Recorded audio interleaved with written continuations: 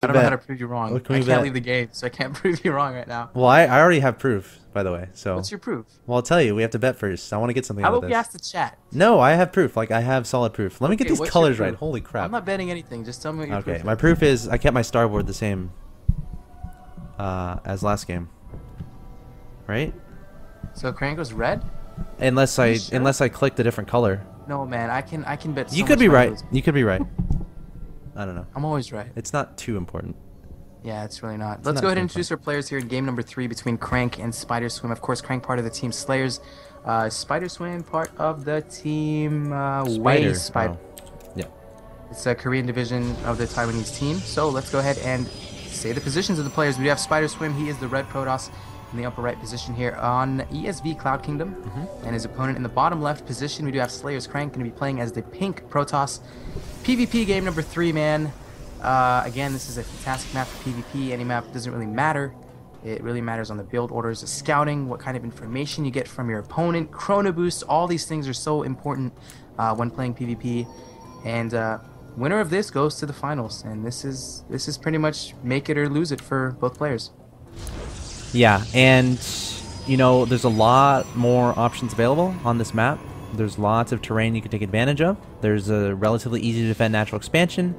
There's a base that's very receptive to Blink Stalker play. And I'm gonna, okay, PvP, I'm gonna give y'all a trick, okay?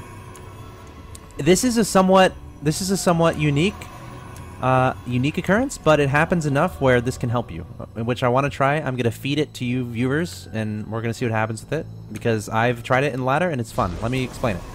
Okay, so there comes a point in your PvP, you know, whatever you're doing, in your PvP adventures, where you're going to go Blink Stalker, and your opponent is going to expand.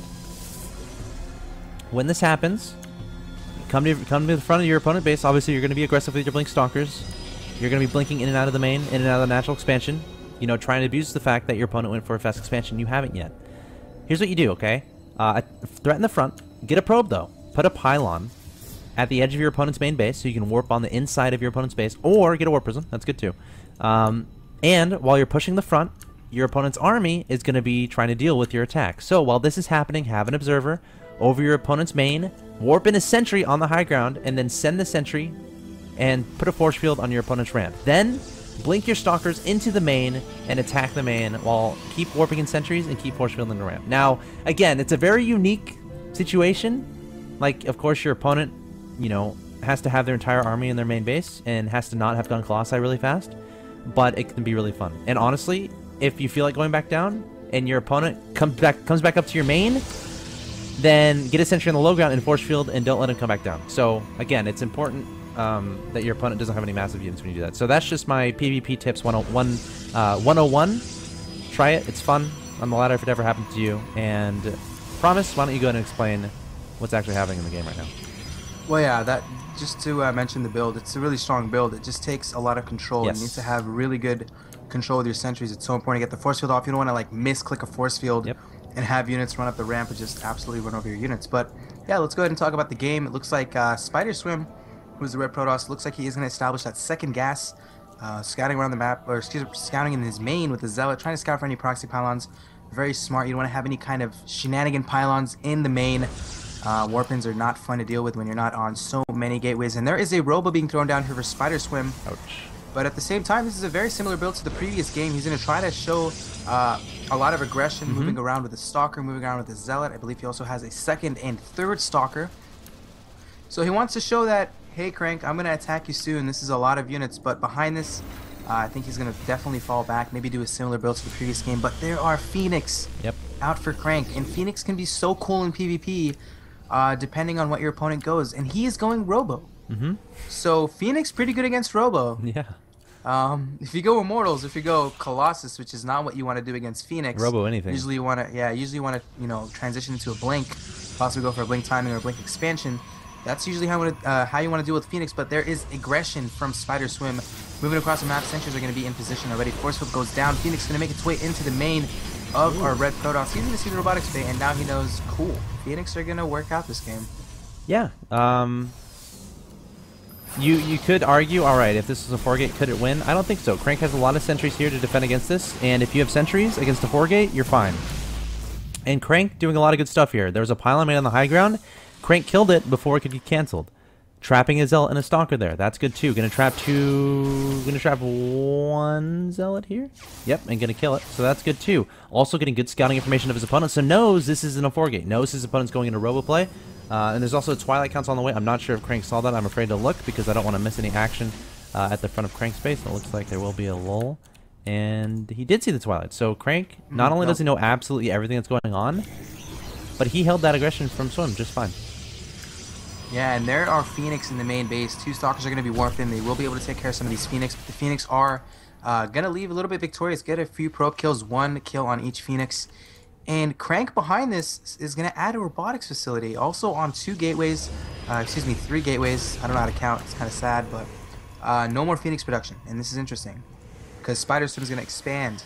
And what is he going to do? He's doing exactly what he needs to do. He's going to get Blink. And Crank is so smart. He's done making Phoenix. Yep. He sees Blink is on the way, and he knows Phoenix aren't going to be so good against Blink Stalkers. So what is he going to do? He's going to make Immortals. What are Immortals good against? They're good against Blink Stalkers. So Crank is going to expand himself. He sees the expansion of his opponent, and both players seem like they're just going to be neutral right now, going to try to establish their economy at the naturals, and possibly go for similar 2-base timings once the game kind of kicks in, I guess. Yeah, Crank advancing across the map here with an Immortal Stalker, a few Zealots, and a few Sentries. Still keeping tabs of his opponent with those Phoenix. Sees the expansion down from his opponent. And yeah, man, PvP is awesome in that regard. There's like so many mind games, right? So obviously SpiderSwim sees the Phoenix play, is like, alright, I'll go Blink Stalker. And then Crank's like, alright, I'll go Immortal. And what if SpiderSwim is like, alright, I know he's going to go Immortal to go against my Blink Stalker. I'm actually going to go Charge Lot and cancel the Blink or something like that. And they could go on and on and on and on. That's what's so cool about PvP. But as it stands, both these players respecting each other and just going for these natural expansions. And let me take a quick look at the Harvester count. Okay. A lot of people might not think Harvester count is important in PvP, but it is pretty important because you want to know when your opponent stops picking probes. But just before I get to that, looks like Phoenix are going to do additional harassment here into the natural. But 29 probes for SpiderSwim, 33 probes here for Crank. And the important thing here is, are there any additional probes in production for both players? Yes, there is. So it looks like they are going to try to get, sort of another kind of economy here at the natural. But Crank has a supply advantage, 71 supply to 54. There are Colossus on the way, and Charge being upgraded. Interesting decision, going with Charge and Blink. Now, what Crank is going to have, yeah, he's also getting +1 rather quickly off 2 base.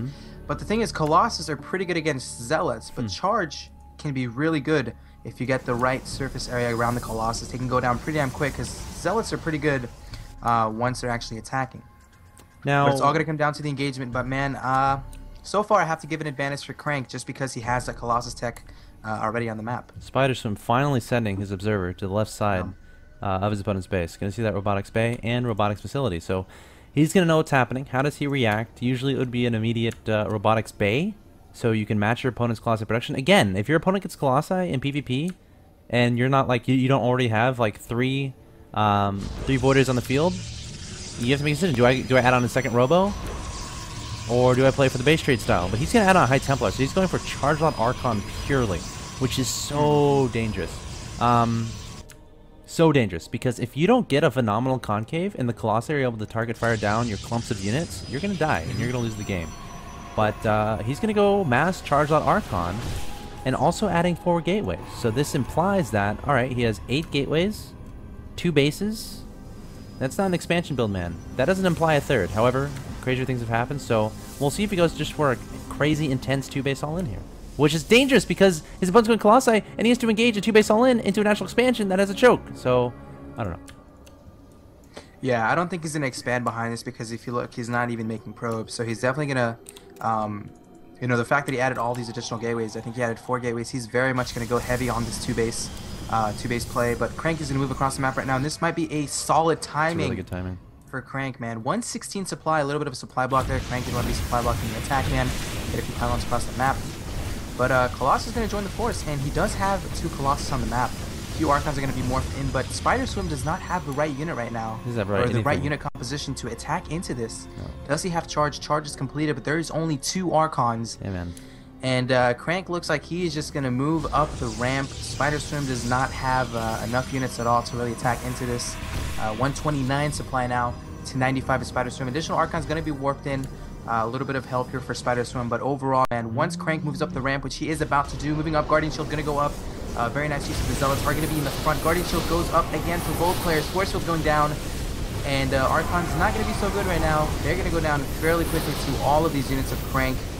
Charge doing a decent amount of damage, actually, and SpiderSwim doing a good job as well, but the thing is, Crank has more reinforcements, morphing in additional Stalkers. He's going to look like he is going to secure this win, man. He is probably going to win this. Yep. 2-1 over SpiderSwim. Moving forward again, these Immortals are going to start pushing down some of these Stalkers. Down to 53 supply is SpiderSwim, and Crank, 81 supply. He is going to move into the natural. It's looking very, very slim for SpiderSwim. And this game should be close from over. I guess we're just going to have to wait for SpiderSwim to tap out any minute here.